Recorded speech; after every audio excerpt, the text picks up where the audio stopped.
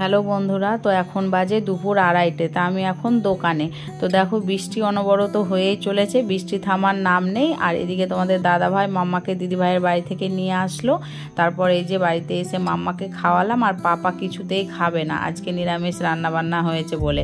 ওর নিরামিষ হলে খেতে খুব কষ্ট হয়। তো যাই হোক, ওকে বুঝিয়ে সুজিয়ে একটু খাওয়ালাম। তারপর মাকে খেতে দিয়ে আমিও খাওয়া দাওয়া কমপ্লিট করে মাঝের ঘরের পর্দাটা অনেক দিন ধরে লাগানো হয়নি, শুকাচ্ছিলই না। আজকে 4-5 দিন পর শুকিয়েছে, বৃষ্টির জন্য কিছুই শুকাচ্ছে না।